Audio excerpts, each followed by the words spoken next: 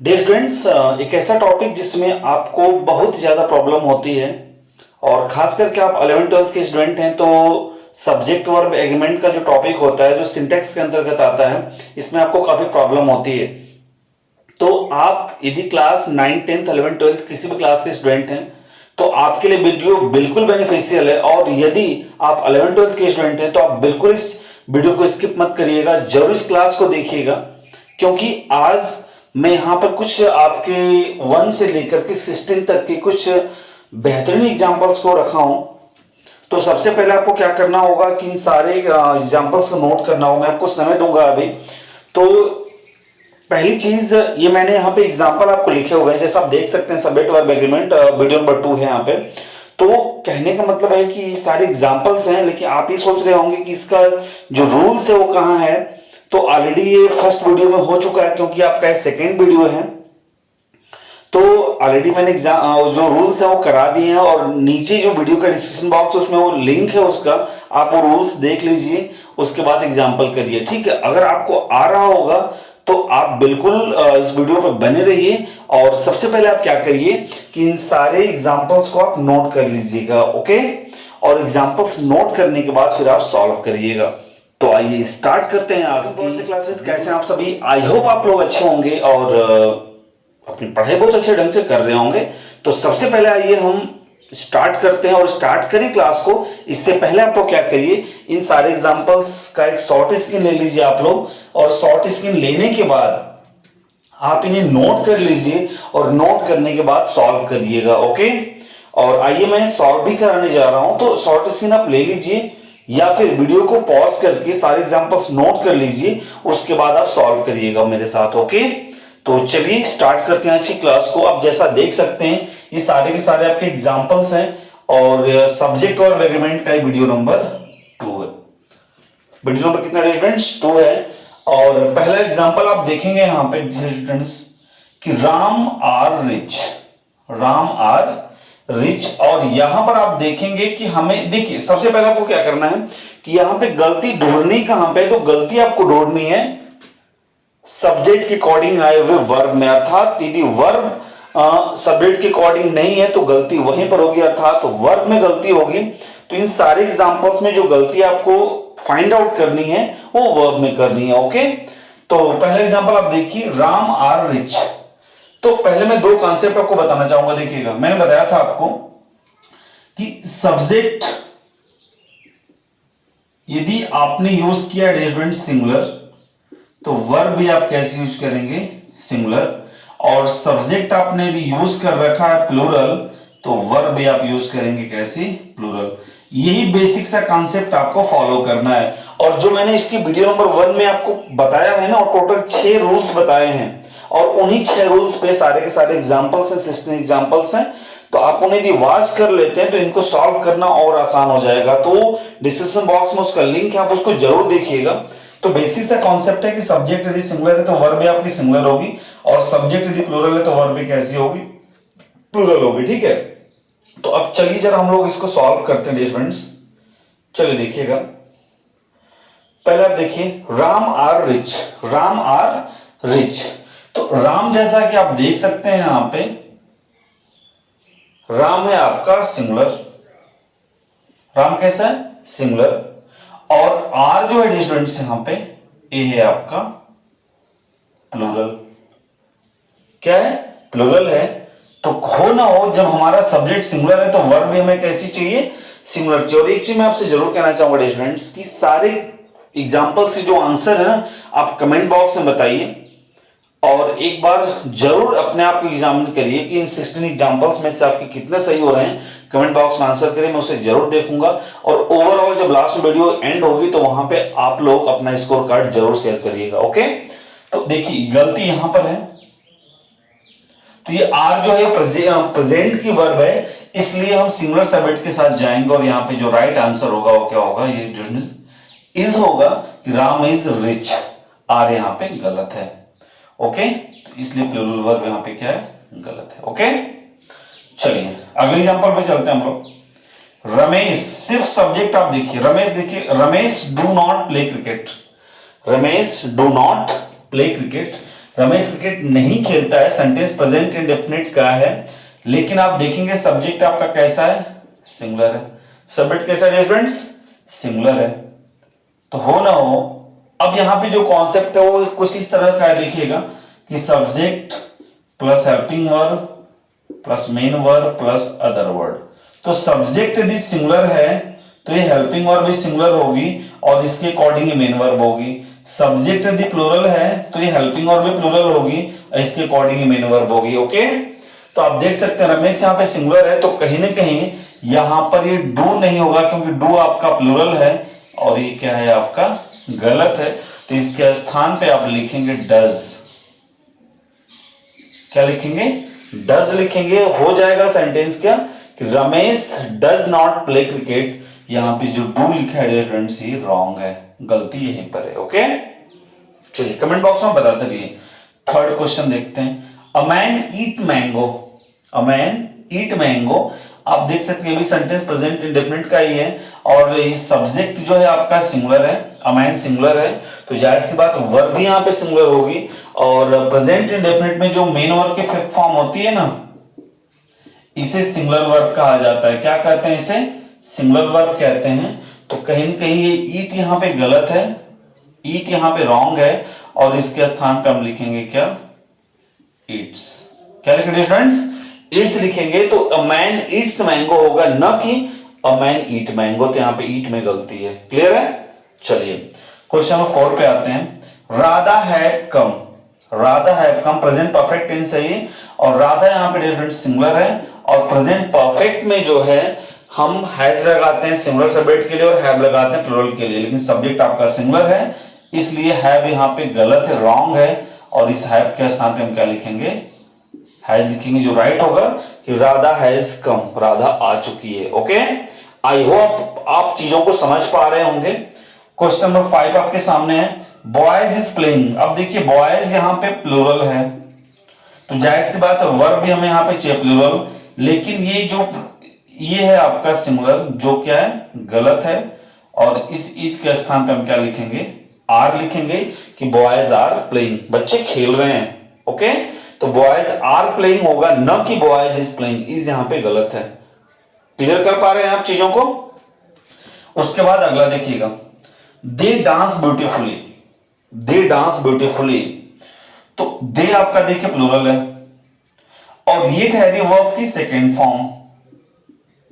कौन सी फॉर्म है, second form है। तो सेकेंड फॉर्म का एक नेचर होता है, आपको पता होना चाहिए कि जो सेकेंड फॉर्म यूज की जाती है ना, वो सिंगुलर सब्जेक्ट के साथ भी वैसी रहती है जैसी वो प्लूरल के साथ रहती है। अर्थात सेकेंड फॉर्म के साथ कोई भी भेदभाव नहीं है, वो जैसा सिंगुलर सब्जेक्ट के साथ आती है वैसा प्लूरल के साथ भी आती है। तो मुझे ही लग रहा है, आपको भी लग रहा होगा कि ये सेंटेंस बिल्कुल करेक्ट है, अर्थात यहां पे कोई गलती नहीं है। तो ये सेंटेंस आपका क्या है, करेक्ट है कि दे डांस ब्यूटीफुली। ठीक है ना, उन्होंने मतलब अच्छे तरीके से, सुंदर तरीके से डांस किया। ओके, तो दे डांस ब्यूटीफुली सेंटेंस बिल्कुल आपका करेक्ट है, इसमें कोई गलती नहीं है। अगर ये सिर्फ डांसेस लिखा होता तो गलत होता, डांस भी होता तब भी सही होता। प्रेजेंट इंडेफिनिट का डांस है, पास्ट इंडेफिनिट है, वर्ब की सेकंड फॉर्म है, तो यहाँ पे सेंटेंस बिल्कुल सही है, क्योंकि सेकंड फॉर्म का ये नेचर होता है कि सब्जेक्ट चाहे सिंगुलर हो चाहे प्लूरल हो, वो दोनों के साथ अपने सेम फॉर्म में आती है। क्लियर। चलिए अगला है, you is a good teacher. तुम एक अच्छे अध्यापक हो। आपको मालूम होना चाहिए कि जो यू है यहाँ पे, यू हमेशा प्लूरल फॉर्म में यूज किया जाता है, इसलिए इज यहाँ पे गलत है। यहाँ पे क्या होना चाहिए, आर, जो सही होगा कि you are a good teacher. Okay, clear है। चलिए अगला है, यहां से देखिए कॉन्सेप्ट चेंज होगा। रोल नंबर 2 यहां पे आ गया, 2 या 3 कह सकते हैं यहां पे, क्योंकि अब देखिए यहां पर आपको 2 सब्जेक्ट मिल रहे हैं। कितने सब्जेक्ट मिल रहे हैं बोलिए, 2 सब्जेक्ट मिल रहे हैं, और जो जुड़े किससे बताइए, एंड से जुड़े हैं। तो एक कॉन्सेप्ट यहां पे जरा आप ध्यान रखिएगा कि जब 2 सब्जेक्ट आपको मिले और वो एंड से जुड़े हों और दोनों से अलग अलग का बोध हो, मतलब ये अलग हो और ये अलग हो, तो वहां पे वर्ब आपकी होती है कैसी, प्लूरल होती है। अर्थात कहने का मतलब ये है कि अगर आपने 2 सब्जेक्ट को एंड से जोड़ा है, चाहे वो सिंगुलर हो चाहे प्लूरल हो, अगर उनसे अगर दो व्यक्ति अब दो वस्तुओं का बोध हो रहा है तो कहीं ना कहीं वो प्लूरल काउंट किए जाएंगे और जो उनके साथ वर्ब यूज होगी वो भी क्या होगी, प्लूरल ही होगी। तो यहां पे देखिए इज लिखा है जो टोटली रॉन्ग है, ये गलत है, ये सिंगुलर है और इसके स्थान पे हम लिखेंगे क्या, आर, जो क्या होगा, सही होगा। तो Radha and Rani are sisters not is sisters, okay, क्योंकि ये राधा अलग है और रानी अलग है, अर्थात दो व्यक्ति यहां पर है, मतलब दो व्यक्ति यहां पर हैं, राधा एंड रानी, दो पर्सन है, इसलिए यहां पर हम इनके साथ सिंगुलर वर्ब नहीं बल्कि प्लूरल वर्ब यूज करेंगे। आई होप आप समझ पा रहे होंगे यहाँ पे, क्योंकि हमने दो सब्जेक्ट लिया और दोनों अलग अलग हैं और एंड से जुड़े हैं, तो ये प्लूरल काउंट होंगे और उनके साथ वर्ब भी कैसी होगी, प्लूरल होगी। समझ गए आप बात? चलिए आगे चलते हैं क्वेश्चन नंबर 9 के ऊपर। यहाँ पे आप ध्यान लगाएंगे, ध्यान दीजिए यहाँ पे, फिर वही कंडीशन यहाँ पे है, मोहन एंड सोहन। देखिए मोहन अलग है और सोहन अलग है, दो हैं, तो आप बखूबी जान गए होंगे कि यहाँ पे इज ये गलत है, यहाँ पे क्या होगा, आर होगा। क्लियर है? बोलिए। वही कॉन्सेप्ट यहां पर भी है। यहां पर जो 10वां क्वेश्चन यहां पर वही कॉन्सेप्ट है, रमेश एंड रवि। रमेश अलग हो गया, रवि अलग हो गया, लेकिन आप देख सकते हैं यहां पे हैज लिखा है और ये हैज आपका सिंगुलर है जो नहीं होना चाहिए यहां पे क्या होगा, हैव होगा, कि Ramesh and Ravi have done well, not has done well. इसको आप ध्यान रखिएगा।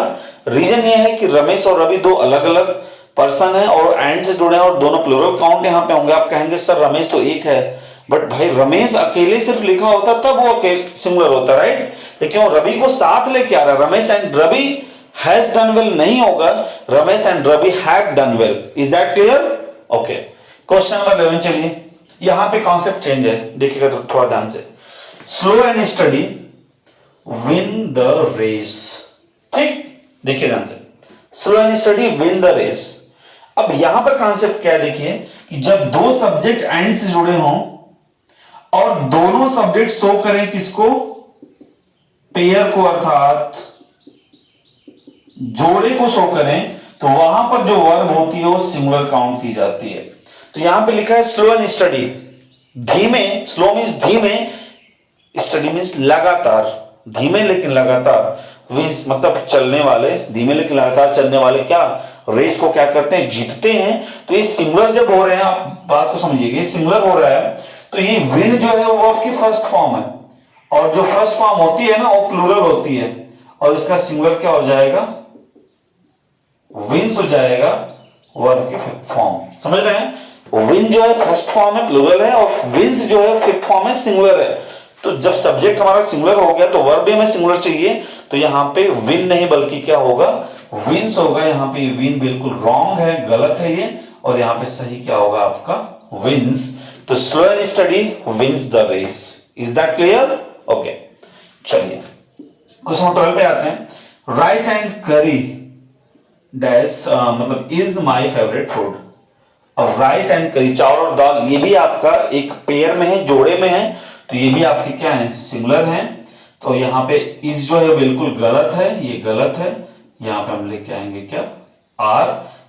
ओहो, सॉरी, मैं क्या बोल, फ्लो में I am really sorry, extremely sorry students. इस यहाँ पर सिंगुलर है और राइस एंड करी आपका पेयर में ये भी सिंगुलर है, तो ये दोनों आपके बिल्कुल सही है, इसलिए सेंटेंस बिल्कुल यहाँ पे करेक्ट है, अर्थात ये भी सिंगुलर और ये भी सिंगुलर। माफ करिएगा मुझे, आई एम रियली सॉरी, यहां से गलत मैं आपको नहीं बताता हूं, पता नहीं कहां से दिमाग कहां चला गया था। राइस एंड करी इज माय फेवरेट फूड, अर्थात राइस एंड करी भी पेयर में है और इस भी आपका सिंगुलर है, तो सब्जेक्ट भी सिंगुलर और आपकी वर्ब भी सिंगुलर। इट मींस ये आपका बिल्कुल सही सेंटेंस है। अर्थात कौन सा सेंटेंस था आपका, सेंटेंस नंबर 6, अर्थात question number 6 and question number 12, ये दोनों आपके करेक्ट हैं, इसमें कोई गलती नहीं है। अगला देखिएगा, ब्रेड एंड बटर। ब्रेड मतलब रोटी एंड बटर मींस मक्खन, ये भी दोनों पेयर में हैं, अर्थात ये भी आपके सिंगुलर हैं। तो यहां पे वर्ब हमें चाहिए सिंगुलर, आर यहां पे प्लूरल, गलत है। यहां पे हमें क्या चाहिए, इज, कि bread and butter is cheap food. Cheap मतलब सस्ता, तो तो bread and butter is cheap food, अर्थात जो ब्रेड और बटर है वो बिल्कुल सस्ते भोजन हैं। क्लियर है? ओके, चलिए यहां पर क्वेश्चन 14 लेकर के आते हैं। माई अंकल, यहां पे देखिए कॉन्सेप्ट चेंज है। My uncle and friend have come. देखिए माई अंकल अलग हो गए एंड फ्रेंड, कॉन्सेप्ट यहां पे जरा देखिएगा, कॉन्सेप्ट यहां पे समझना पड़ेगा थोड़ा आपको। देखिए ध्यान से, जब दो सब्जेक्ट, ध्यान से यहां पे देखिएगा, आप एंड से जोड़े हों, देखिए, और उसमें पहले वाले सब्जेक्ट के ठीक पहले आपने पजेसिव